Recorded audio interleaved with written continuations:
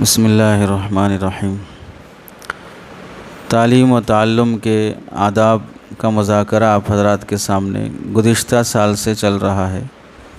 گزشتہ سال آپ حضرات کے سامنے حصول علم کے ظاہری آداب کا تذکرہ ہوا تھا، جس میں پہلا ادب کہ طالب علم میں سچی طلب ہونا چاہیے۔ دوسرا ادب تھا طالب علم کو اپنے وقت کی قدر کرنی چاہیے۔ تیسرا ادب تھا طلب علم کے لیے محنت، جد و جہد اور جستجو ضروری ہے۔ چوتھا ادب تھا طالب علم کو سچا طالب علم بننے کے لیے اسباق کی پابندی ضروری ہے۔ پانچواں ادب تھا کہ طالب علم اپنے استاذ کے سبق کو دل جمعی اور توجہ سے سننا ضروری ہے۔ چھٹا ادب تھا حصول علم کے لیے تکرار اور علمی مذاکرہ بہت اہمیت رکھتا ہے۔ ساتواں ادب تھا طالب علم مطالعے سے کبھی گریز نہ کرے، کتب بینی کی اہمیت، مطالعہ کی کثرت بہت ضروری ہے۔ آٹھواں ادب تھا طالب علم ایک صحیح طالب علم بننے کے لیے کامل یکسوئی اور علمی انہماک ضروری ہے۔ بکھرا ہوا منتشر ذہن کا طالب علم صحیح طالب علم نہیں بن سکتا۔ نوواں ادب تھا استاذ کا ادب بہت ضروری ہے۔ دسواں ادب تھا حصول علم کے لیے استاذ کی خدمت اور استاذ سے سچا تعلق ضروری ہے۔ گیارہواں ادب تھا کہ طالب علم کتابوں کی اور آلات علم کی قدر اور اس کا ادب کرے۔ بارہواں ادب تھا کہ اپنے تعلیمی امور کے سلسلے میں اپنے اساتذہ سے مشورے کا ربط رکھے کہ آگے مجھے کیا پڑھنا ہے، کون سے ادارے میں جانا ہے، کون سی کتابیں پڑھنا ہے، اپنے اساتذہ سے مشورہ کرے۔ فارغ ہونے کے بعد کون سی خدمت میں لگنا ہے، امامت کرنا ہے کہ تدریس کرنا ہے، تجارت کرنا ہے کہ تبلیغ کرنا ہے، امور مشورے کا تعلق اساتذہ سے رکھے۔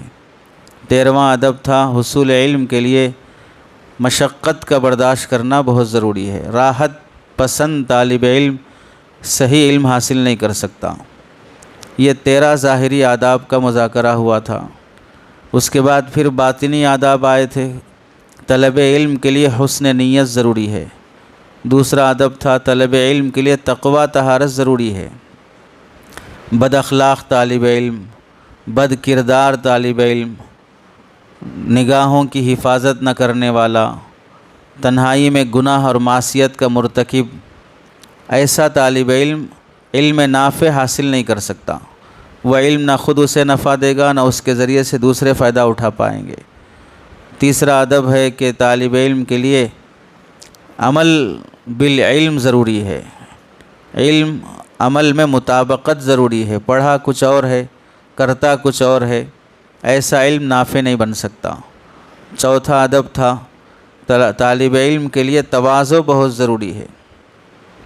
متکبر طالب علم کبھی وہ صحیح طالب علم نہیں بن سکتا اور نہ اس سے اس کی ذات کو یا امت کو فائدہ ہوگا۔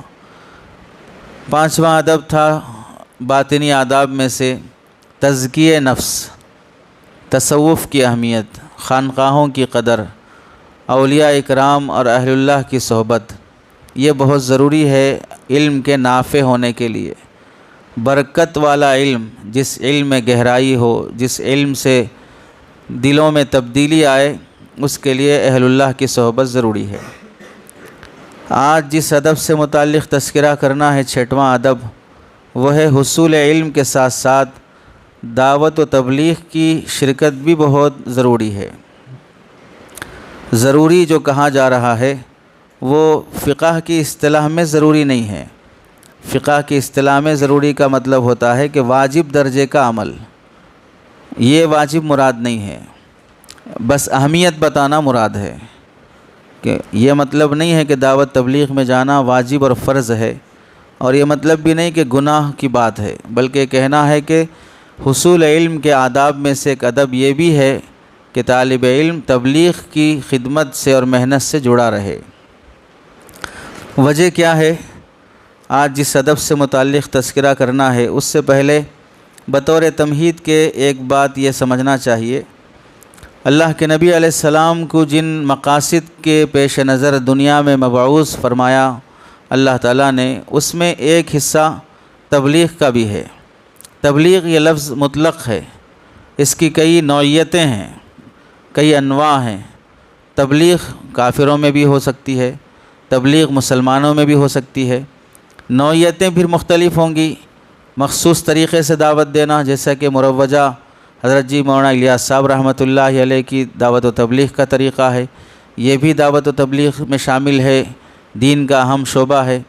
اور اس کے علاوہ کسی اور تنظیم کی طرف سے مسلمانوں سے ملاقات کر کے ان کی اصلاح و تربیت کا طریقہ، جمعہ کے بیانات ہیں، جلسوں کے اصلاحی معاشرے کی اصلاح کی خاطر کیے جانے والے بیانات ہیں، علماء کے جمعہ کے اور دوسرے اور موقعوں کے اصلاحی خطبات ہیں، یہ بھی دعوت و تبلیغ میں شامل ہے۔ غیر مسلموں کی غلط فہمیوں کو دور کرنا، اسلام کے اعتراضات کا جواب دینا، یہ بھی اس کا حصہ ہے۔ اور ایسے ہی تصنیف اور تالیف کے ذریعے سے اسلام کی اشاعت کی کوشش کرنا، یہ بھی تبلیغ میں داخل ہے۔ تو تبلیغ کی نوعیتیں مختلف ہیں۔ تو یہاں جس نوعیت کا ذکر کرنا مقصود ہے وہ حضرت جی مولانا الیاس صاحب رحمۃ اللہ علیہ نے جس نہج سے امت کو اشاعت دین کی ترتیب دی ہے، وہ بھی ہم طلباء اور علماء کے لیے بہت نافع ہے، بہت نفع بخش ہے۔ اللہ کے نبی علیہ السلام کو جو طرز دیا گیا حکیمانہ دعوت کہ حکمت کے ذریعے سے صحیح کام کی طرف یا صحیح بات کی طرف بلانا، امر بالمعروف ایک حصہ ہے، نہی عن المنکر دوسرا حصہ ہے۔ یہ دونوں چیزیں تبلیغ میں شامل ہوتی ہیں، تأمرون بالمعروف بھی اور تنہون عن المنکر بھی، دونوں تبلیغ کا حصہ ہے۔ جہاں دوائی دی جاتی ہے مریض کو بیماری دور کرنے کے لیے، وہیں مریض کو پرہیز کا بھی حکم دیا جاتا ہے کہ یہ نہیں کھانا، یہ نہیں کرنا، یہ ٹائم پہ نہیں سونا، یہ ٹائم تک نہیں سونا، زیادہ دیر تک نہیں بیٹھنا۔ مختلف چیزوں سے بچایا جاتا ہے۔ وہ مختلف چیزیں اس مریض کے لیے منکر کا درجہ رکھتی ہیں، اس سے بچنا ضروری ہوتا ہے، اس کے بغیر صحت نہیں ملتی ہے۔ تو یہ جو تبلیغ ہے اسلام کے لیے مسلمانوں کے حق میں، جسم میں ریڑھ کی ہڈی جو حیثیت رکھتی ہے، ویسے ہی تبلیغ بھی ریڑھ کی ہڈی کی حیثیت رکھتی ہے کہ ہر مسلمان اس فکر میں رہے کہ میرے بازو والے کو میں کوئی اچھی بات بتاؤں۔ اچھی بات سے مراد دین کی بات، اور اگر میں بازو والے میں کوئی خرابی اور غلطی دیکھ رہا ہوں تو پھر اس کو اچھی نیت سے روکوں، اچھے اخلاق سے، مثبت انداز میں، حکمت اور بصیرت کے ساتھ اسے اس برائی سے روک دوں۔ یہ بھی اس دعوت و تبلیغ کا حصہ ہوتا ہے۔ یہ دوسری بات اس تمہید میں یہ بھی ہے کہ آج مسلمانوں میں جہاں پر ہماری بیٹیاں غیروں کے حوالے ہو رہی ہیں، مرتد ہو رہی ہیں، غیر مسلم لڑکوں کے ساتھ جانے کے واقعات آئے دن پیش آتے ہیں، تو ان کو بچانا ضروری ہوتا ہے۔ ویسے ہی بہت سے وہ لوگ ہیں جو اسلام کے بارے میں غلط فہمیوں میں مبتلا ہیں، ان کو اسلام کی فہم دینا، اعتراضات کو دور کرنا اور اسلام کی دعوت دینا، یہ بھی ضروری ہوتا ہے، یہ بھی تبلیغ کا حصہ ہے۔ اور ایسے ہی ہمارے وہ مسلمان جو بظاہر مسلمان ہیں، حقیقت میں وہ اندر سے ہندو بن چکے ہیں، یہودی بن چکے ہیں، کافر بن چکے ہیں، عقائد بگڑ گئے ہیں، سوچ اور اخلاق بگڑ گئے ہیں، تو غیر مسلموں کو اسلام میں لانا اور اس کی ترغیب دینا یا وہ راستے فراہم کرنا کہ وہ خود غور کر کے اسلام میں آ سکیں، یہ جہاں پر تبلیغ کا اہم حصہ ہے، وہیں پر اپنی ہی قوم کے بگڑے ہوئے مسلمانوں کی اصلاح کرنا، یہ بھی تبلیغ کا اہم حصہ ہے۔ تو جہاں کافروں کو مسلمان بنانے کی کوششیں چل رہی ہیں، جبراً نہیں، غلط فہمیاں دور کر کے، ان کے اعتراضات دور کر کے، جبراً تو اسلام میں قبول بھی نہیں ہوگا۔ زبردستی سے پڑھے جانے والے کلمے سے کوئی شخص مسلمان نہیں ہوگا۔ دل جب تک نہیں مانے گا اس وقت تک کوئی شخص مسلمان نہیں ہو سکتا، اور دل پر کسی کا جبر نہیں چلتا ہے۔ گردن پہ ہاتھ ڈال کے کسی کو جھکا سکتے ہیں، لیکن دل پکڑ کے کسی کو نچوڑ نہیں سکتے ہیں۔ تو اس واسطے جبر سے اسلام قبول نہیں کیا جا سکتا اور نہ وہ معتبر ہوگا۔ تو مسلمانوں کو صحیح مسلمان بنانا بھی ضروری ہے۔ گویا کہ آج کے زمانے میں یا ایھا الذین آمنو والی جو آیت ہے، اس درجے میں ہماری قوم ہو چکی ہے کہ ایمان والوں سے ہی کہنا پڑتا ہے کہ ایمان والوں ایمان لاؤ، یعنی تم میں جو ایمان مطلوب ہے اس درجے کا ایمان نہیں ہے۔ اور اس کے لیے جو حضرت جی رحمۃ اللہ علیہ نے جو نظام شروع کیا کہ بھئی گھر گھر جائیں، گاؤں گاؤں جائیں، شہر شہر جائیں، آدمی در در پھر کر مسلمانوں کو ایک سچا مسلمان بنانے کی کوشش کرے، اور اس راستے میں جو تکلیفیں آئیں، محنتیں آئیں، مشقتیں اٹھانی پڑے، مجاہدہ برداشت کرنا پڑے، دنیا دار لوگوں کی طرف سے طعنے سننا پڑے، بہر صورت یہ سب گوارا کرتے ہوئے مسلمانوں کو اسلام پر باقی رکھنے کی اور کفر سے، عیسائیت سے بچانے کی کوششیں بہت اہم اور نافع کام ہے۔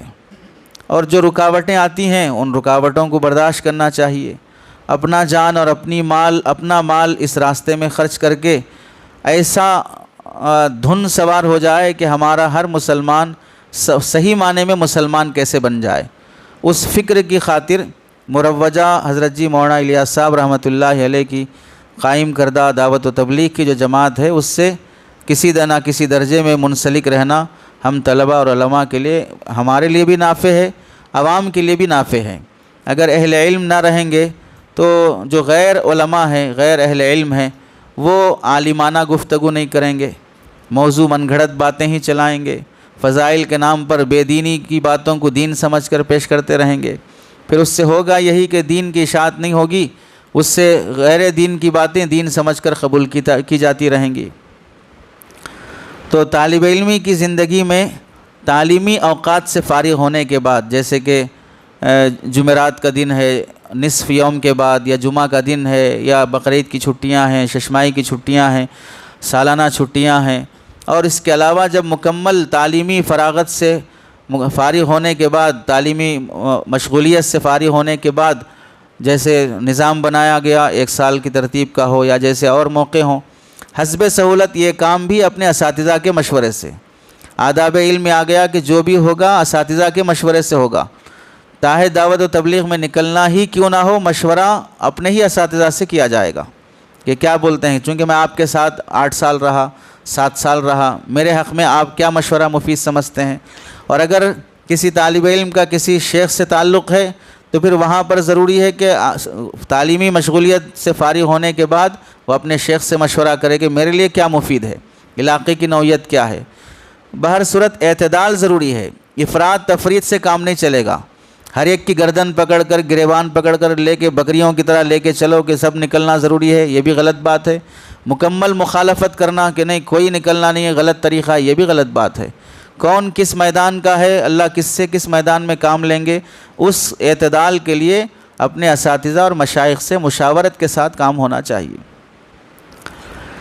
یہاں اس کی اہمیت سے متعلق جو باتیں آپ حضرات کے سامنے عام طور سے کی جاتی ہیں، اس میں سے ایک بات یہ ہے کہ مدارس اور خانقاہ یہ 2 دین کے بہت اہم شعبے ہیں۔ مدارس میں آنے والا طلباء کا جو طبقہ ہوتا ہے وہ محدود ہوتا ہے، اور عام طور سے نابالغ بھی ہوتے ہیں، بالغ بھی ہوتے ہیں، مخصوص طریقے کا علم انہیں سیکھنا ہوتا ہے، اور یہ فرض کفایہ کا درجہ رکھتا ہے، یہ مستحب درجہ نہیں، فرض کفایہ کا درجہ رکھتا ہے، اور فرض کفایہ بہر صورت نوافل پر اہمیت رکھتا ہے، مستحبات پر اہمیت رکھتا ہے۔ تو بہر صورت کہنا یہ ہے کہ مدارس میں آنے والا طبقہ مخصوص ہے، خانقاہوں میں آنے والا طبقہ بھی مخصوص ہے، ان کی نافعیت خصوصی درجہ رکھتی ہے، ان کی نافعیت ممتاز حیثیت رکھتی ہے، اور دعوت و تبلیغ کی جو حیثیت ہے وہ عمومی درجہ رکھتی ہے کہ اس سے جو نفع ہوگا وہ عام طبقے کو نفع ہوگا۔ تو خصوصی نفع جہاں پر اہمیت رکھتا ہے، عمومی نفع بھی وہاں پر اہمیت رکھتا ہے۔ ہم طلباء اکرام ایسا نہیں ہو سکتا کہ بھئی حافظ بننا ہے، آپ 3 سال جماعت میں نکل جاؤ، حافظ بن کے آ جاؤ گے۔ اگر کوئی بولے گا تو اسے کسی ہاسپٹل کا ایڈریس دے دیا جائے کہ آپ دماغ کا علاج کرا لیں، اور اگر کوئی کہے گا کہ بھئی اگر آپ کو عالم بننا ہے، آپ 5 سال کے لیے بیرون مختلف ممالک میں نکل جائیں، آپ عالم بن کے آ جائیں گے، اس کو تو کسی بیرون ملک کا ہی ہاسپٹل کا ایڈریس دے دیا جائے۔ تو جیسے طلباء کے لیے مدارس ضروری ہے کہ انہیں عالم حافظ بننے کے لیے یہ 4 دیواری کے بغیر یہ علم حاصل نہیں کیا جا سکتا، ایک سوئی حصول علم کے آداب میں سے ہے۔ اور یہ مصروفیت تبلیغ کی اس یکسوئی میں اس طریقے سے مخل رہے گی تو ظاہر سی بات ہے یہ نامناسب طریقہ ہے۔ بالکل اسی طرح عوام کو یہ کہہ دیا جائے کہ آپ کو اگر دیندار بننا ہے آپ مدارس میں چلے جائیں، تو اب وہ 40 سال کا ہے، 50 سال کا ہے، 60 سال کا ہے، اب آ کے مدرسے میں پڑھا ہوا ہے، تو ہم کیا کریں گے؟ اس کو غلطی کرے گا تو ڈانٹ بھی نہیں سکتے۔ ہمارے سے بڑا پہلوان ہے، وہ بیل کی طرح دکھ رہا ہے، کیا اس پر غصہ دکھا سکتے ہیں؟ تو جو پڑھانے کے لیے جو پابندیاں ہیں وہ اس پر نافذ ہی نہیں کر سکتے۔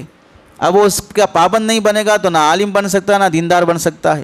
تو جیسے عوام کے طبقے کو مدارس میں لا کر تربیت کا نظام بنایا نہیں جا سکتا، ایسے ہی طلباء کو تبلیغ میں لے جا کر تعلیم کا نظام بنایا نہیں جا سکتا۔ ہر ایک کے لیے طبقے تقسیم ہیں، ہر ایک کے لیے محل تقسیم ہے۔ طلباء کے لیے حصول علم کا محل وہ مدارس ہیں، مخصوص طبقے کے لیے تصوف اور تزکیے کا محل وہ خانقاہیں ہیں، اور عام طبقے کے لیے حصول علم کا جو محل ہے وہ دعوت و تبلیغ ہے۔ تو ہر محل کی اپنی جگہ پر اہمیت ہے، ہر محل پر اپنی جگہ کی اہمیت ہے۔ یہ ہوتا ہے انداز سمجھنے کا۔ اس کے بجائے اگر کوئی ایسا سمجھتا ہے آپ کیا کر رہے ہیں، آپ تو ایک کنویں میں ہیں، مخصوص بچوں کو پڑھا رہے ہیں، غیر مکلف بچوں کو پڑھا رہے ہیں، نابالغوں کو تعلیم دے رہے ہیں، امت کا ایک بڑا طبقہ جو بالغ مکلف ہے وہ مرتد ہو رہا ہے، وہ بغیر ایمان کی دنیا سے جا رہا ہے، اس واسطے آپ مدرسہ چھوڑ کے نکل پڑیں، تو اس سے کہیں گے کہ آپ پہلے دماغ کا ٹیسٹ کرا کر رپورٹ لے کے آئیں پھر ہم ساتھ چلیں گے۔ یہ انداز نہیں ہوتا ہے بولنے کا، انداز یہ ہوتا ہے کہ یہ بھی ضروری ہے۔ آپ کنویں میں ہیں، بادل بننا چاہیے، تو ہم پوچھیں گے کہ آپ کس کا پانی پیتے ہیں، کنویں کا پیتے ہیں کہ بادل کا پیتے ہیں؟ آپ کے لیے نافع کون سا ہے؟ آپ کی پیاس تو کنویں کے پانی سے ہی ہو رہی ہے، اور آپ چلے بادل بنانے کے لیے، وہ تو کھیت کھلیان کے لیے کام آئے گا، آپ کی زندگی کے لیے تو یہی پانی نافع ہے۔ تو تشبیہات دینے کے لیے آئیں تو ہم مشبہ بھی، وجہ شبہ، ادات شبہ سب ہم پڑھیں، آپ کیا جانیں گے؟ تو اس واسطے علماء کے سامنے زیادہ تمثیلات، جو دلائل سے گفتگو کرتے ہیں ان کے سامنے مثالوں سے گفتگو زیادہ نافع نہیں ہو سکتی۔ تو ہر شعبے کو اس شعبے کی اہمیت دینا چاہیے۔ طلباء کے لیے مدارس ضروری ہیں، اور وہ طبقہ جو ایک خاص قسم کی تربیت سے چلنا چاہتا ہے ان کے لیے خانقاہیں ضروری ہیں، بلکہ طلباء، علماء اور عوام سب کے لیے خانقاہیں ضروری ہیں۔ مدارس فرض کفایہ والے علم کے لیے ضروری ہیں، باقی عوام کے لیے، تبلیغی ساتھیوں کے لیے، علماء کے لیے، اہل علم کے لیے، سب کے لیے خانقاہیں ضروری ہیں، اس واسطے کہ خانقاہ کے ذریعے سے امراض قلب کی اصلاح ہوتی ہے، اور دل جب تک بگڑا رہے گا اس وقت تک چاہے کتنی بھی نیکیاں کر لو، بگڑے ہوئے دل سے اچھے کام ہونا ہی بہت مشکل ہے، اچھی نیت سے ہونا مشکل ہے۔ اور یہ بات بھی جو عام طور سے کہی جاتی ہے کہ بے طلبوں میں بے غرض بن کر جانا، جہاں یہ بھی ضروری ہے کہ بے طلب میں بے غرض بن کے جائیں، وہاں جب طلب سے آیا ہو اس سے اعراض کر لیں، یہ سنت نبوی نہیں ہے۔ سورہ عبس کے شان نزول کا پس منظر آپ لوگ پڑھے ہوں گے کہ نابینا صحابی اللہ کے نبی علیہ السلام سے پوچھنے کے لیے کوئی مسئلہ معلوم کرنے آ رہے ہیں، وہاں پر مکہ مکرمہ کے کفار جو مالدار اور صاحب ثروت بیٹھے ہیں، آپ نے تھوڑی سی ناگواری دکھائی کہ بھئی یہ تو اپنا آدمی ہے، اسے کبھی بھی بول سکتے ہیں، سمجھا سکتے ہیں، اس وقت پورے مکے کے سرداران اور قریش برادران بیٹھے ہیں، ان کو اگر سمجھ میں آ گئی بات تو بڑا کام ہو سکتا ہے، تو آپ نے تھوڑا سا اعراض فرمایا، تو اللہ تعالیٰ نے عبس وتولی ان جاءہ الاعمی کے ذریعے سے محبت بھری ڈانٹ پلائی اپنے حبیب کو کہ جو طلب سے آ رہا ہے اس سے منہ نہ موڑو۔ تو یہاں تو تعلیم دی جا رہی کہ بھئی طلب والے سے اعراض نہ کیا جائے، اور پھر طلباء کی تحقیر کی جا رہی کہ بھئی مدرسے میں کیا ہوتا ہے، طلب والوں کو نہیں، بے طلبوں میں جا کے پڑھانا چاہیے۔ نصوص سمجھو، پہلے نصوص سمجھے بغیر آدمی دلائل سے گفتگو کرنے چلا ہے، تو بھئی تم تو جانتے نہیں دلیل کسے بولتے ہیں، کیوں بحث کرنے چلے ہو؟ جذبات سے کی جانے والی گفتگو وہ عاشق معشوق میں چلتی ہے، جذبات سے کی جانے والی گفتگو وہ علمی میدان میں نہیں چلے گی۔ اور تیسری بات اس سلسلے میں یہ بھی ہمیں سمجھنا چاہیے، اس دعوت و تبلیغ کی نافعیت میں اس محنت کے ذریعے سے جو نفع ہوتا ہے وہ یہ ہے کہ اللہ تعالیٰ نے ہر انسان کے اندر کسی نہ کسی طرح کی خوبی رکھی ہے، لیکن اس کی وہ خوبیاں غلط کاموں میں استعمال ہو رہی ہیں۔ کیوں؟ اس پر محنت نہیں ہوئی ہے، جیسے انسان کی مثال زمین کی ہے، اگر کسی زمین پر محنت کی جائے تو وہاں سے گیہوں، چاول، اناج کی شکل میں اگ سکتا ہے۔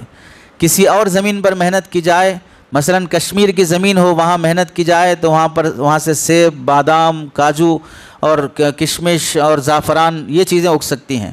کسی اور زمین پہ محنت کی جائے جیسے عرب کی زمین ہے، وہاں سے مختلف طرح کے کھجور پیدا ہو سکتے ہیں۔ زمینوں میں جیسے خصوصیتیں ہیں، اور ایسی زمینیں ہیں جہاں سے پیٹرول نکلتا ہے، ڈیزل نکلتا ہے، اور وہ زمین ہے جہاں سے سونا چاندی نکلتا ہے زمین ہی، لیکن زمینوں کی خاصیات الگ ہیں۔ ہندوستان کی زمین سے پیٹرول نہیں نکلے گا، ہر زمین کی خصوصیت الگ الگ ہوتی ہے۔ تو ایسے اللہ تعالیٰ نے انسانوں کے اندر بھی خصوصیات تقسیم کر رکھی ہیں، لیکن اس پر محنت نہیں ہوگی تو وہاں پر کاٹی کے درخت اور گنجان، جھاڑیاں، سانپ، بچھو یہ جیسے بس جاتے ہیں، ویسے انسانوں پر محنت نہیں ہوگی تو انسان کی سوچ کبھی سانپ کی طرح، کبھی بچھو کی طرح، کبھی درندہ صفت انسان جو بنتا ہے اس پر محنت نہیں ہونے کی وجہ سے۔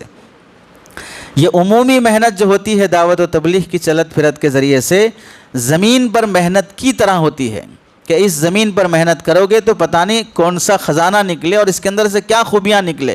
ایسے ہی انسانوں پر محنت ہوگی تو یہ انسان پتہ نہیں کون سا بڑا کارنامہ اور کون سی دین کی بڑی خدمت کر لے گا۔ چنانچہ دیکھیں اللہ کے نبی نے فرمایا الناس معادن کمعادن الذهب والفضہ، لوگوں کی مثال سونے چاندی کی کان کی حیثیت رکھتی ہے۔ سونا چاندی جیسے زمین سے نکلتا ہے، انسانوں کے اندر سے بھی ویسے خزانے نکلیں گے، حکمت کے، بصیرت کے، دانائی کے۔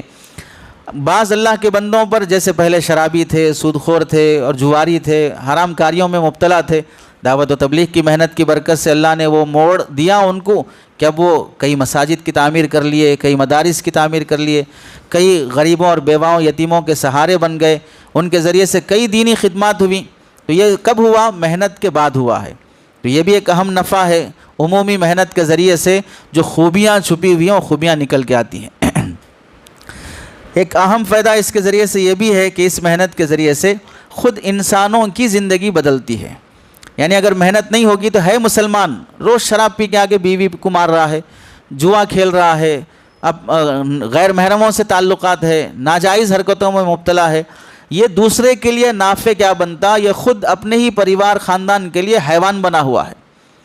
تو محنت کا ایک نتیجہ جہاں پر متعدی نفع ہونا ہے، وہیں محنت کا ایک نتیجہ لازمی درجے کا نفع ہے کہ بھئی یہ تو کم از کم انسان کی اولاد بن جائے، یہ اپنے بچوں کے حق میں ایک ڈھنگ کا باپ بن جائے، بیوی کے حق میں ایک صحیح شوہر بن جائے، یہ بھی نفع اس محنت کا ہے۔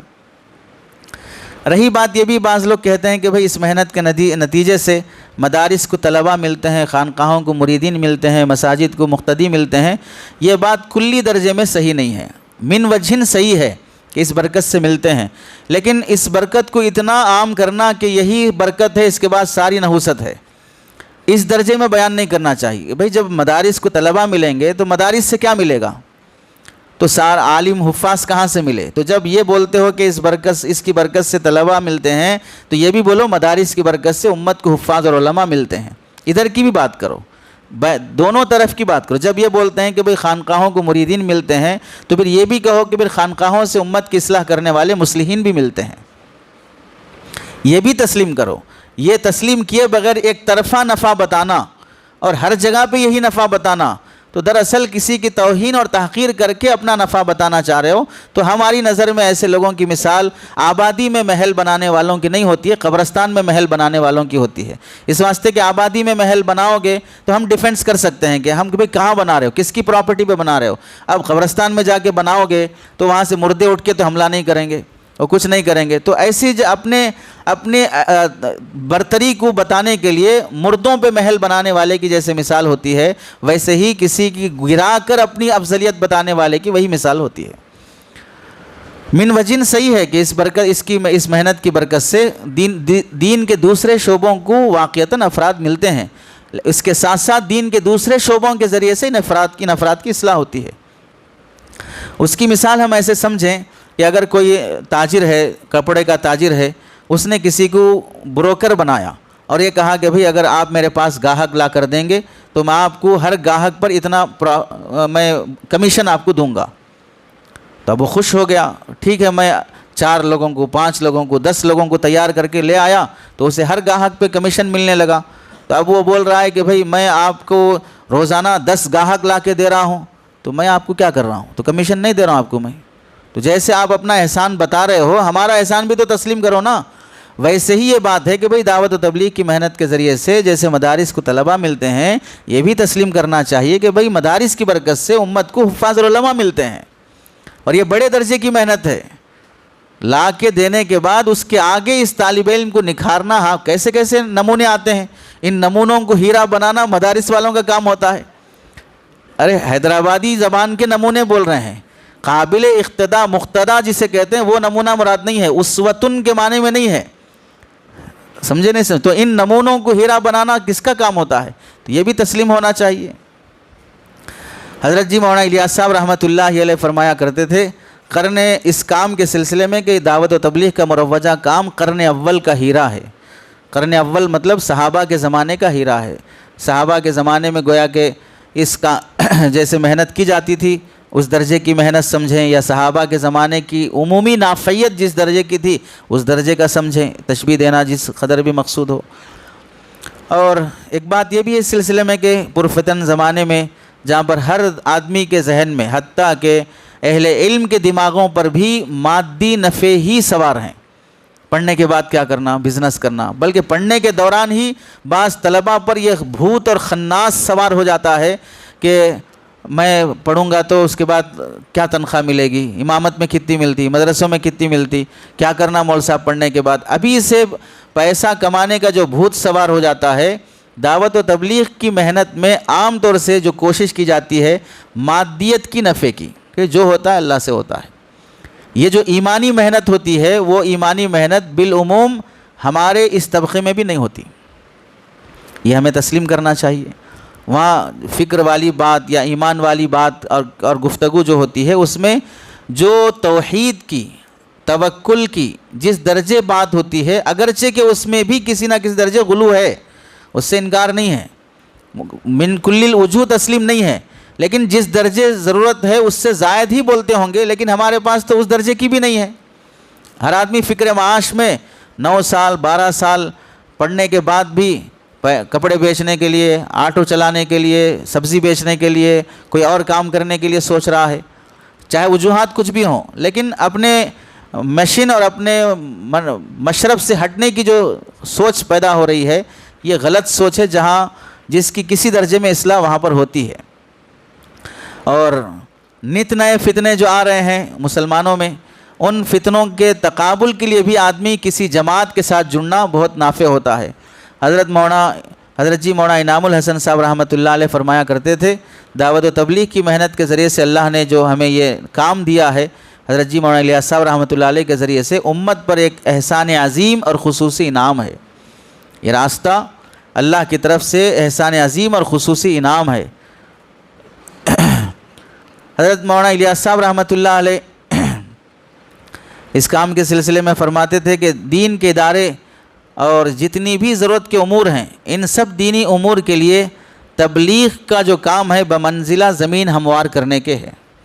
اس کو ایسے سمجھو کہ ایک کھلی زمین ہے، اس کھلی زمین پر ہم عمارت بنانا چاہ رہے ہیں، تاج محل بنانا چاہ رہے ہیں، چار مینار بنانا چاہ رہے ہیں۔ اب کوئی پوچھے بھئی پہلے سے بنے ہوئے آپ کیوں بنانا چاہ رہے ہیں؟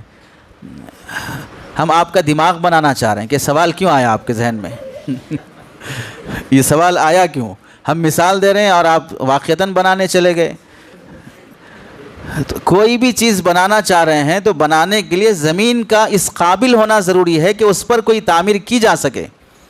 چاہے آپ آم کا باغیچہ لگانا ہو، سیب امرود کا باغیچہ لگانا ہو، یا کوئی گھر بنانا ہو، کوئی بھی چیز بنانی ہو تو اس کے لیے زمین ضروری ہے، اور زمین اس قابل ہونا ضروری ہے کہ اس پر تعمیر کی جا سکے۔ پتھریلی زمین ہے، آپ بنیاد کیسے کھودیں گے؟ اندر پتھر کیسے ڈالیں گے؟ اتنی نرم زمین ہے، کھودتے جاؤ پانی ہی نکل آ رہا ہے تو اس میں دیواریں کیسی کھڑی ہوں گی؟ نہ زیادہ نرم زمین تعمیر کے قابل ہوتی ہے، نہ پتھریلی زمین تعمیر کے قابل ہوتی ہے، نہ زیادہ نرم زمین اناج اگانے کے قابل ہوتی ہے، نہ سخت پتھریلی زمین اناج اگانے کے قابل ہوتی ہے۔ تو زمین کو کسی بھی نفع کے قابل بنانا یہ بنیادی محنت ہے۔ تو دعوت و تبلیغ کی جو محنت ہے وہ محنت حصول علم کی صلاحیت، تصوف اور تزکیے کو قبول کرنے کی صلاحیت، اور اپنی معاشی زندگی کو شریعت کے مطابق چلانے کی خاطر احکام شریعت کو قبول کرنے کی صلاحیت. کہ آپ ایک مسلمان تاجر بن کے جیو نا، کافر تاجر بن کے کیوں جی رہے ہیں؟ آپ ایک مسلمان امپلائی بن کے جیو نا، یہودی امپلائی بن کے کیوں جی رہے ہیں؟ آپ خناس سوچ اور غلیظ سوچ لے کے کیوں جی رہے ہیں؟ ایک اچھی سوچ رکھو، صاف دل رکھو. حسد، غیبت اور چغلی اور تکبر یہ سب لے کے کیوں جی رہے ہیں؟ یہ سب جو برائیاں دور کرنا، اچھائیاں لے کے چلنا، یہ قبولیت والی صفت پیدا کرنے کا بنیادی درجے کا جو کام ہے وہ دعوت تبلیغ کی محنت ہے. کہ ان بندوں کو جو اللہ کا حکم ماننے تیار نہیں ہیں، نماز کے ذریعے سر جھکانے تیار نہیں ہیں، حرام کے ذریعے سے جو شراب اور سود کھا رہے ہیں وہ چھوڑنے تیار نہیں ہیں، ان کو آپ بتائیں گے کہ بھئی بڑی بڑی اوراد اذکار والی باتیں بتائیں گے تو کہاں قبول کریں گے؟ تو اس واسطے ان کو اس قابل بنائیں کہ بھئی یہ عالم بن سکیں، حافظ بن سکیں، ولی اللہ بن سکیں، صاحب دل بن سکیں. وہ بنیادی درجے کی محنت اس دعوت و تبلیغ کا گویا کہ اہم خاصہ ہے. تو یہاں سے یہ معلوم ہوا کہ دعوت و تبلیغ کی برکت کی محنت گویا کہ زمین بنانے کی محنت ہے. جب زمین بن گئی تو اب جو کچھ بھی اس پر عمارت کھڑی ہوگی وہ جس شعبے میں جائے گا اس شعبے کی عمارت کھڑی ہوگی. اچھا تاجر بن گیا، اچھی تجارت، اسلامی تجارت چلے گی. آنے کے بعد حافظ عالم بن گیا تو اس کے ذریعے سے علم کی اشاعت ہوگی. صاحب دل بن گیا تو کئی لوگوں کی زندگیاں بدلیں گی. یہاں ایک بنیادی نقطہ یہ بھی سمجھنا چاہیے، جب آپ نے زمین ہموار کر کے دے دی، اس کے بعد عمارت ہم نے کھڑا کی، تو اب یہ تسلیم کرنا کہ واقعتاً ہم نے زمین دی تھی ہموار کر کے، آپ نے ایک بڑی بلڈنگ کھڑا کر دی، آپ کا بھی احسان ہے. لیکن اگر کوئی یہ سوچتا ہے کہ بھئی ہم دیے زمین آپ کو، تو بھئی آپ زمین دینے کے بعد کہ ہم وہاں بیت الخلا بنائے کہ پوری ہندوستانی قوم آ کر وہاں فارغ ہو کے جائے؟ زمین دینے کے بعد ہم نے وہاں جو محل کھڑا کیا ہے، اس کو حافظ عالم بنایا ہے، تو یہ چیزیں ہونی چاہیے نا. حوالے کرنے کے بعد اس پر جو نقش و نگار آیا ہے، اس پر جو نکھار آیا ہے، یہ علماء کی محنت ہے، یہ مدارس کی محنت ہے. تو ادھر کی بھی محنت ضروری ہے، ادھر کی بھی محنت ضروری ہے. ایسے ہی حضرت جی مولانا الیاس صاحب رحمۃ اللہ علیہ کے متعلق جو فکر تھی امت کے سلسلے میں کہ جو بے دینی ہے وہ کیسے ختم ہو جائے، اس فکر کو دیکھ کر شیخ الہند حضرت مولانا محمود حسن صاحب رحمۃ اللہ علیہ فرمایا کرتے تھے، جب مولوی الیاس کو دیکھتا ہوں تو مجھے صحابہ یاد آ جاتے ہیں. اور یہ فرمانے والی کوئی معمولی شخصیت نہیں ہے، شیخ الہند رحمۃ اللہ علیہ. مولوی الیاس کو دیکھتا ہوں تو مجھے صحابہ یاد آ جاتے ہیں. حضرت مولانا نے آخری مرض میں ایک دن مولانا عطا اللہ شاہ بخاری رحمۃ اللہ علیہ سے فرمایا تھا، یعنی حضرت جی الیاس صاحب رحمۃ اللہ علیہ، کہ شاہ صاحب میں نے شروع میں مدرسہ پڑھایا، مدرسے میں درس و تدریس دیا، یہی خیال ہوا کہ بھئی مجھے بہت اچھی محنت کا میدان ملا ہے. پھر سوچا کہ بھئی میں پڑھاؤں گا، یہ بچے پڑھیں گے، پھر کسی اور کو پڑھائیں گے، ایک مخصوص طبقہ اس سے فائدہ اٹھائے گا. تو وہاں سے میں پھر ایسا سوچا کہ بھئی تصوف اور تزکیے کے ذریعے سے عام لوگوں کی بھی اصلاح ہو جائے. تو میں خانقاہی نسبت اور اس سلسلے کو شروع کیا، اور اس میں اللہ نے نوازا، کئی لوگ رجوع کیے، اذکار، اشغال اور احوال یہ سب چیزیں ترقی کرتی گئیں. تو مجھے وہاں بھی یہی خیال ہوا کہ بھئی جو طالبین ہیں ان کو اس کا نفع ہوگا. اور اس کے بعد مجھے جو لوگ نہ مدارس میں آتے ہیں نہ خانقاہوں میں آتے ہیں ان کا کیا حل ہوگا. اس فکر کے پیش نظر میں نے اب یہ سوچا کہ ہم خود عام لوگوں کے پاس جو نہ مدارس آتے ہیں نہ خانقاہ آتے ہیں، ان کے پاس جا کر ان پر ایسی محنت کی جائے کہ ہر مسلمان مجسم مدرسہ اور خانقاہ بن جائے. ہر مسلمان مجسم مدرسہ اور خانقاہ بن جائے. مطلب اس پر ایسی محنت ہو کہ جو علم مدارس میں مل رہا ہے وہ اتنا نہ صحیح لیکن اس کے لیے بنیادی درجے کا علم تو حاصل کر لے، اور جو خانقاہوں میں اصلاح و تربیت کا کام ہو رہا ہے وہ اس درجے صاحب دل نہ بن سکے لیکن کم از کم اس کے اندر سے خباثت اور بد اخلاقی نکل جائے، کسی درجے میں اخلاق پیدا ہو جائے. تو اس لیے میں نے عمومی محنت شروع کی. ارے سمجھے؟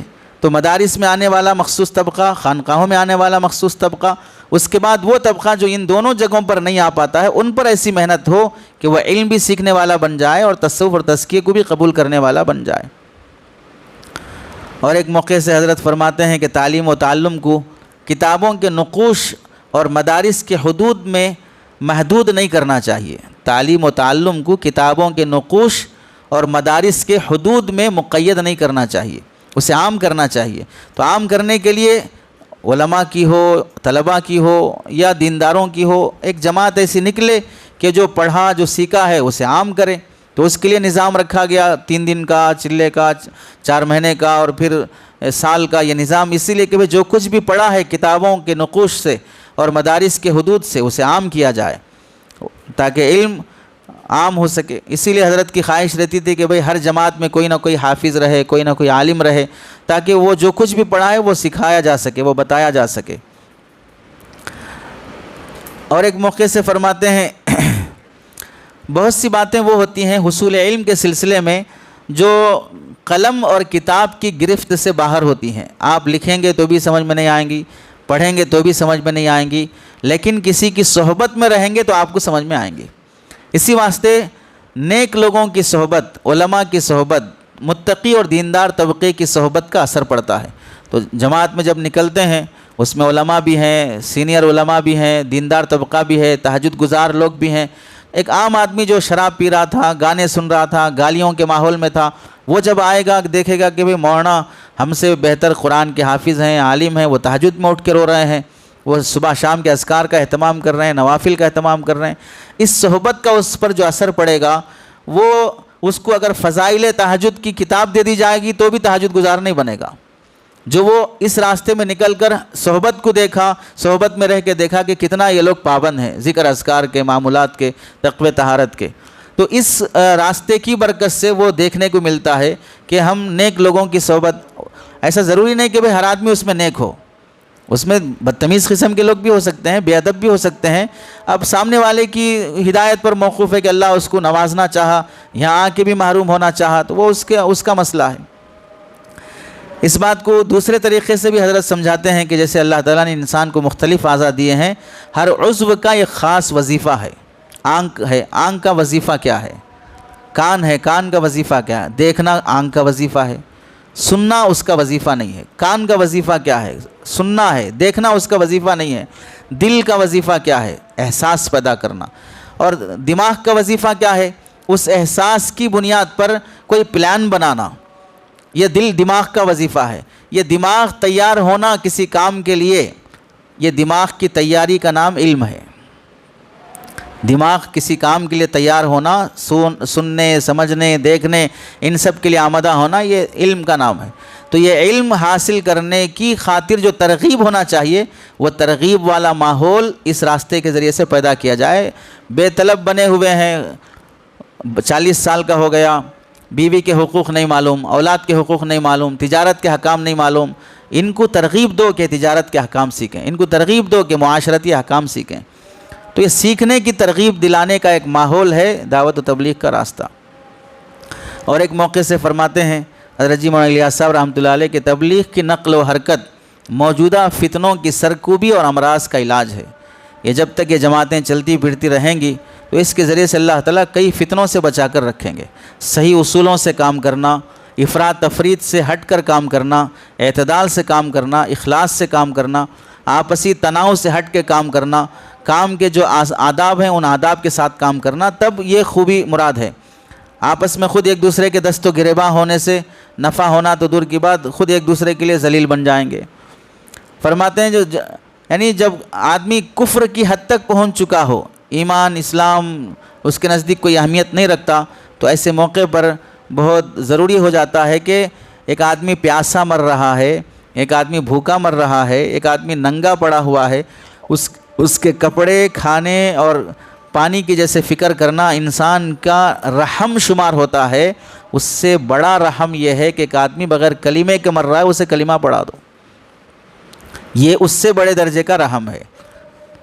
تو یہ رحم والی کیفیت یہ پیدا ہوتی ہے اس راستے سے کہ بھئی آدمی چلے پھرے دیکھے کہ امت کے طبقات کا حال کیا ہے. وہاں چلنے سے ہی تعلق رکھتا ہے.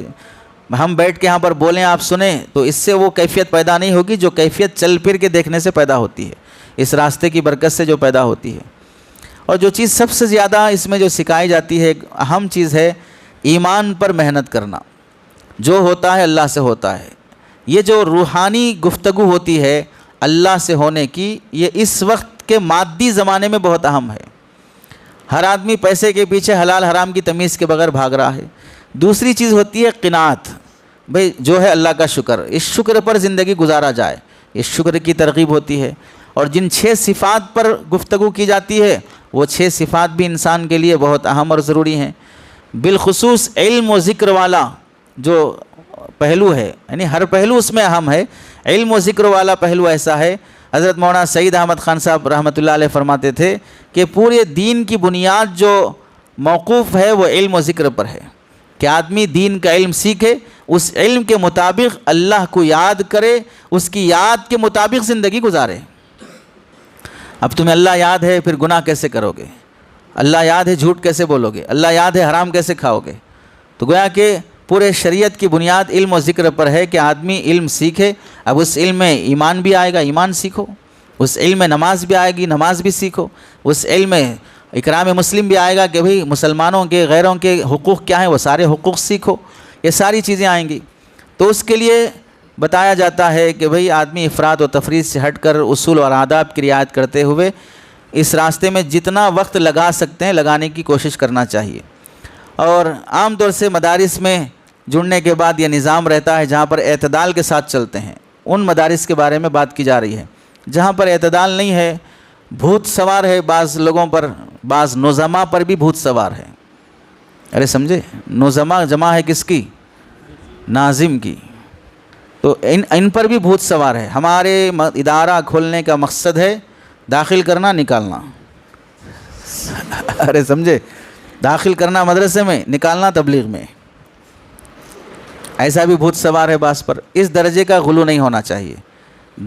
مدارس کا مقصد، قائم کرنے کا جو مقصد ہے، اس میں آنے والے ان طلباء میں سے بھی یہی کہا جائے گا الناس معادن کمعادن الذهب والفضہ، ان میں سے بھی وہ ہیرے ہوں گے کہ بھئی ایک اپنے علاقے کا شیخ الحدیث بن سکتا ہے، شیخ التفسیر ہو سکتا ہے، فقیہ بن سکتا ہے، لیکن آپ نے وہی دماغ کو لگن بنائی ٹائٹ کہ نہیں آپ یہی سوچنا بس ختم۔ یہ نہیں ہونا چاہیے کہ اس میں سے جس کی جو خوبی ہو سکتی ہے اس خوبی کے ذریعے سے خدمت دین ہو۔ ان میں سے کسی کی انتظامی صلاحیت ایسی ہوتی ہے کہ وہ ایک مینجمنٹ سنبھال سکتا ہے۔ اب آپ دیکھ لیں کہ افغانستان کے جو آئے تھے امیر متقی صاحب، ان کے جتنے پورے سیاسی عہدوں کے جتنے بڑے بڑے لیڈر ہیں وہ سب مولوی ہیں۔ ارے سمجھے، وزیر اعظم بھی مولوی ہے، صدر جمہوریہ بھی مولوی ہے، وزیر خزانہ بھی مولوی ہے، وزیر خارجہ بھی مولوی ہے، سب مولوی ہیں۔ اب اگر ان کو کہا جائے کہ بھئی نکلو اللہ کے راستے میں، تو وہ تو امریکہ کو آنکھ دکھائیں، اڑا دیں گے ایک ہی گولی میں۔ مطلب ہے کہ ہم کس کے راستے میں ہیں؟ ہم کیا سبیل الشیطان میں ہیں؟ تو مطلب یہ ہے کہ غلو درجے کی بات نہیں ہونا چاہیے، اعتدال والی بات۔ اعتدال والی بات ہے کہ یہ ہے کہ بھئی وقتاً فوقتاً، موقع سے اللہ کے راستے کی ترغیب ہو، مدارس کے نظام میں سہولت ہو سکتی ہے کہ بھئی نکالا جا سکتا ہے، جیسے اپنے مدرسے میں بھی ہے۔ آپ لوگ ششمائے سے پہلے بھی گئے، اب شروع ہوا، نظام شروع نہیں ہوا، ششمائے کے بعد بھی شروع ہوا، ایک روزہ ترتیب کا، پھر سالانہ کے موقع کا، اور عزیہ کے ایام کے موقع کا۔ تو اس موقع سے جیسے ادارہ مناسب سمجھتا ہے تو ہم خود بھی جاتے ہیں۔ یہ خود اس بات کی علامت ہے کہ ہم میں کسی شعبے سے تعصب نہیں ہے۔ کیا نظریہ بنا رکھے ہو غلو درجے کا؟ دین کے جب شعبے تسلیم ہیں، جب ہیں، اللہ کے نبی علیہ السلام کو مختلف شعبے دے کر بھیجے گئے ہیں، تو پھر مختلف شعبے تسلیم کیوں نہیں کرتے؟ انکار کیوں کرتے ہو؟ کیا دوسروں کے انکار پر ہی ہمارا شعبہ منحصر ہے؟ ایسا نہیں ہونا چاہیے۔ چنانچہ دیکھیں، مروجہ دعوت و تبلیغ کا جو اگر خلاصے کی شکل میں بولا جائے، پہلی بات تو اس میں یہ ہے کہ عالمی دینی تحریک اللہ نے اس کو بنایا ہے، کسی ایک ملک میں نہیں، بلکہ اللہ نے مختلف ملکوں میں اس کے ذریعے سے کام ہوا ہے اور ہو رہا ہے، چونکہ اس کی جو بنیادی تعلیمات ہیں، ایمان ہے، نماز ہے، علم و ذکر ہے، اکرام مسلم ہے، اخلاص نیت ہے، اور دعوت اللہ ہے۔ ایسی بنیادی چیزیں ہیں کہ آدمی اپنی اصلاح کے لیے، اپنے خاندان کے اصلاح کے لیے گھر گھر، بستی بستی خود پہنچ کے ان کو ایک سچا مسلمان بنانے کی کوشش کرنا، عام مسلمانوں میں دین سے محبت پیدا کرنا، عمل صالح اور سادہ سنتوں والی زندگی کی ترغیب دینا، امت میں اتحاد، ہمدردی اور دینی بیداری کی ترغیب دینا، یہ اس کی خوبی ہے اس راستے کی۔ اور دوسری بات، طلباء کے لیے شمولیت اس معنی کر نافع ہے کہ عملی دعوتی تجربہ اس سے حاصل ہوتا ہے۔ کسی آدمی کو سمجھانا ہے، دعوت دینا ہے، پڑھا بہت ہے لیکن جب تک وہ خود پریکٹیکل نہیں کرے گا تو پتہ نہیں کیسے دعوت دے گا کہ اس کی دعوت کی برکت سے آدمی بیمار ہو جائے، دعوت کی برکت سے کیس ہو جائے، دعوت کی برکت سے جھگڑا ہو جائے۔ آپ کو دعوت دینے کا ڈھنگ ہی نہیں آیا تو آپ عملی دعوت سیکھو راستے میں نکل کر۔ تو اس علم اور ایک نفع یہ بھی ہوتا ہے کہ علم سے عمل کی طرف تربیت ملتی ہے، جو سیکھا ہے عملی زندگی میں۔ جیسے ہم دیکھ لیں مدارس میں ہمارے پاس تہجد پڑھنے والے بندے کتنے ہیں، نہ کے برابر ہیں، لیکن جب اللہ کے راستے میں نکلا جاتا ہے تو کوشش یہ ہوتی ہے کہ بھئی تہجد، سونے کے آداب میں تہجد میں اٹھنے کی بات ہوتی ہے، ہمارے پاس تو سونے کے آداب کا بھی مذاکرہ نہیں ہوتا، پڑھایا تو جاتا ہے۔ تو جس شعبے کی جو خوبی ہے عملی، وہ خوبی تسلیم کرنا چاہیے۔ نرم گفتگو، حسن اخلاق، بردباری سکھائی جاتی ہے۔ بردباری نکلتے ہیں گش میں، جب نکلتے ہیں بولتے ہیں بھئی سامنے والے میں 100 خرابیاں ہوں لیکن ایک اچھائی کو دیکھ کے بات کرو، یہ سکھایا جاتا ہے۔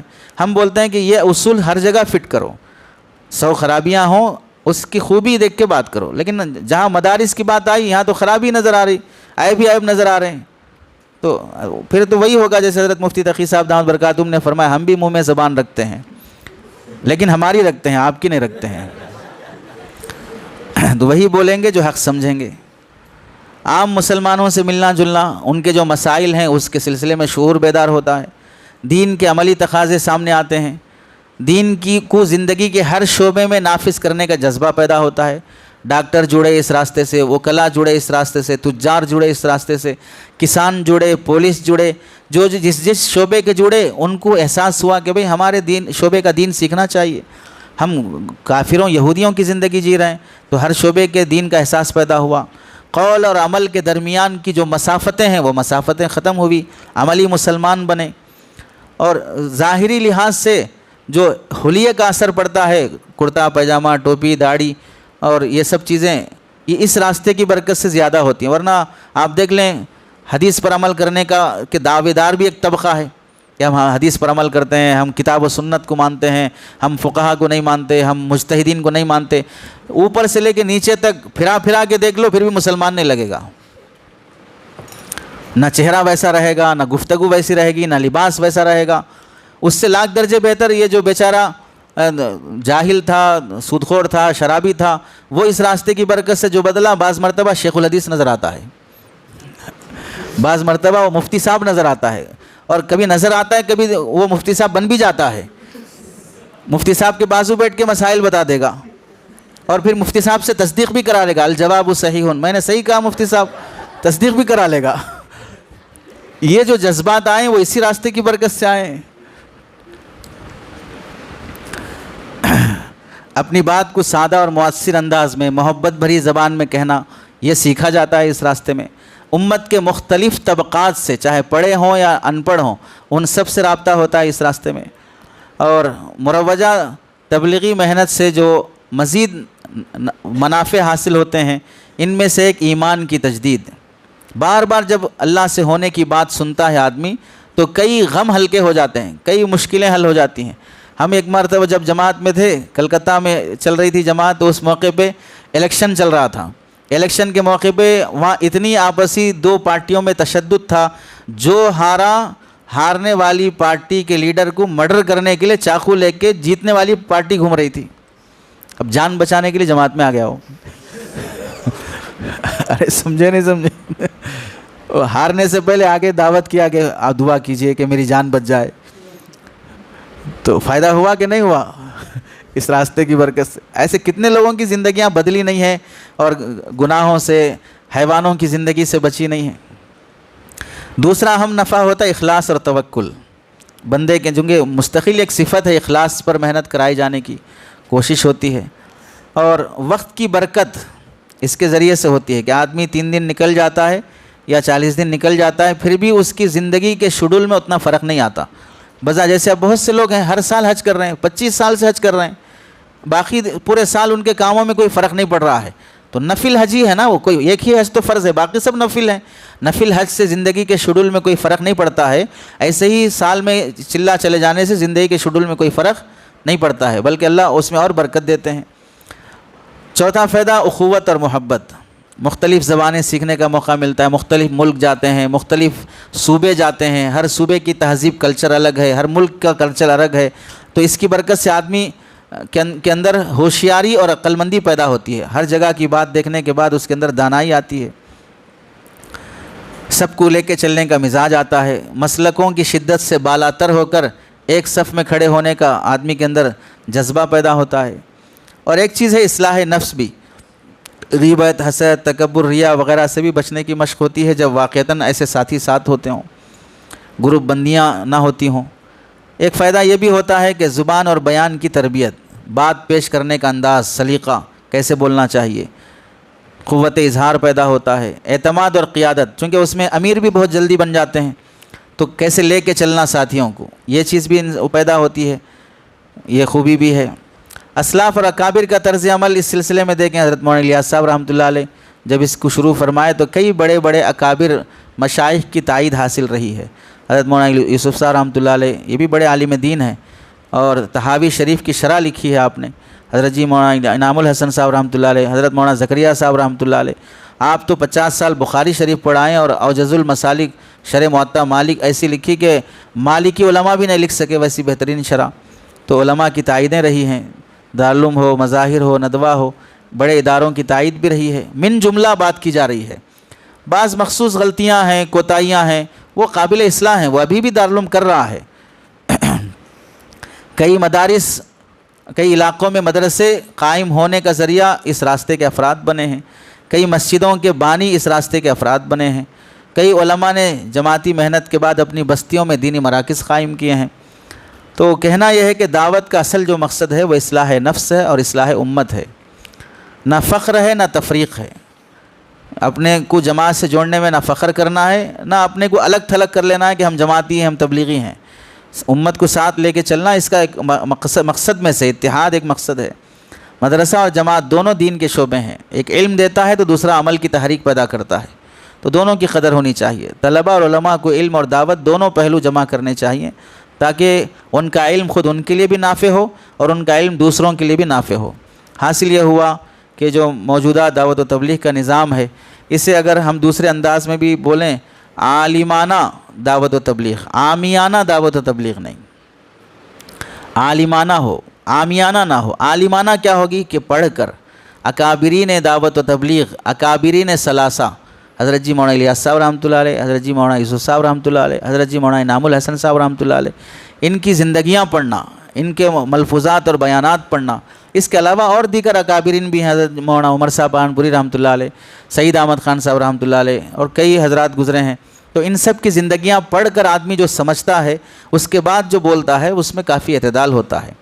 سنی مسلمان ہے، سن کر ہی بول رہا ہے، سن کر ہی بول رہا ہے، تو عامیانہ تبلیغ، اس میں بہت سی باتیں غلو والی ہو جاتی ہیں، موضوع من گھڑت والی ہو جاتی ہیں۔ ایک صاحب ایک جگہ میں مطالعہ کر رہا تھا، جب سال میں چل رہے تھے تو فکر والی بات طے ہو گئی، تو جو ہمارے جماعت کے امیر صاحب تھے وہ کہنے لگے کیا کر رہے ہیں؟ تو مطالعہ کر رہا ہوں۔ کیوں کر رہے ہیں؟ کہ شام میں فکر والی بات ہے۔ تو کہنے لگے فکر والی بات تو فکر سے کرنا چاہیے، مطالعے سے نہیں کرنا چاہیے۔ میرے پاس اس وقت ہاسپٹل کا ایڈریس نہیں تھا تو ہم کچھ نہیں کہہ سکے۔ تو عالمانہ تبلیغ ہونا چاہیے، عامیانہ نہیں۔ ہم چونکہ ہمارے مخاطب طلباء ہیں، جو عوام نہیں ہے، تو ہم ان کو نہیں بول رہے ہیں کہ بھئی اب عوام کہاں سے پڑھے گی، کیا مطالعہ کرے گی، تو کہ علماء کی سننا چاہیے کم از کم۔ تو بہرحال حضرت جی مولانا الیاس صاحب رحمۃ اللہ علیہ کا جو نظام ہے بہت نافع ہے، اس سے دلوں کو زندگی ملتی ہے، علم کو عمل میں تبدیلی کا موقع ملتا ہے، امت کے ہر طبقے سے رشتہ جڑتا ہے، اخلاص، صبر، ایثار، عاجزی کی تربیت ہوتی ہے۔ تو اس واسطے وقتاً فوقتاً مدرسے کے نظام کے تحت جب آپ کو بھیجایا جاتا ہو تو جانے کا اہتمام کرنا چاہیے، اور فراغت کے بعد بھی اپنے سال وغیرہ نکلنے کی ترتیب اپنے اساتذہ کے مشورے سے بنانا چاہیے۔ اللہ سے دعا ہے کہ اللہ تعالی ہمیں دین کے ہر شعبے کی قدر نصیب فرمائے، اعتدال سے خدمت دین کے موقع نصیب فرمائے۔